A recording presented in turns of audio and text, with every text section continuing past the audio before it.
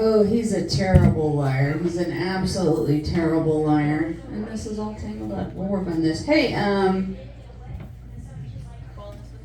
so my father was an insane alcoholic, and people are like, is he dead? No. In spite of the fact that I saw him arrested many times screaming, "You'll never take me alive!" He's still alive. He's still alive. Hi, sweetheart. Not a fan of my screaming. That's fine. Not a lot of people are.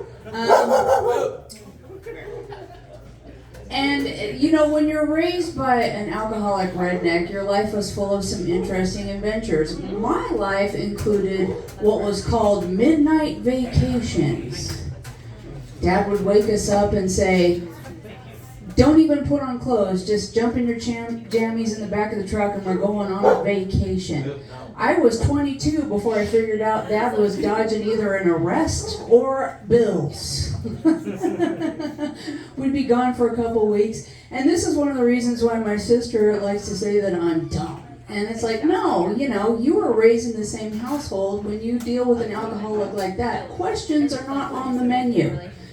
You just roll with whatever happens. And with that in mind, I have a question for y'all. Do y'all remember the first time you had a powdered donut? You do? You do? I do too. It was a very unique experience, and it was many years before I spooled out what the whole story was. My parents had finally gotten divorced. My father picked me up at school. He said, "We're going on a road trip." Okay, fine. We went all the way to Mexico. From Boise.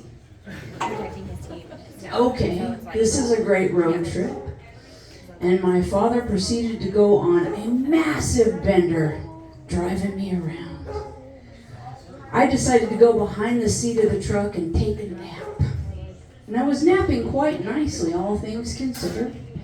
And then I heard a big crash. And I knew, having been raised by this psychopath, that crash means you should remain hidden. And I did remain hidden until I heard him screaming his usual line, "You're not taking me alive!"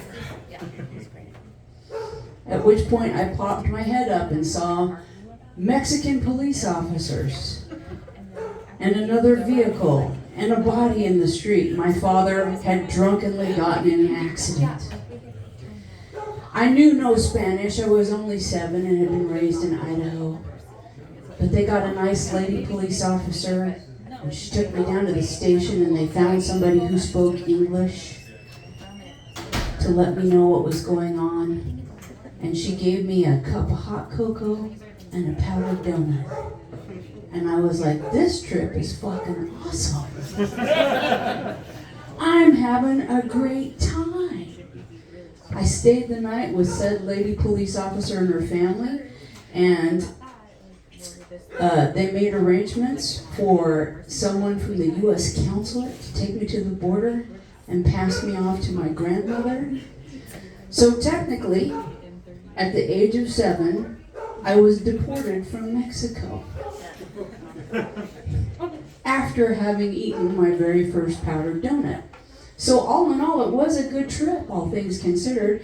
People are like, "What happened to your father?" I was like, "I don't know, and no one will tell me, but he was back in Idaho in about 60 days. I'm assuming it was something quite illegal, because no one in the family will talk about it." And the past tense part, people are like, you always talk about him in the past tense, and like I said, he is still alive, but he is still quite insane, and I choose not to participate any longer, because I had many years of adventures like my adventure in Mexico.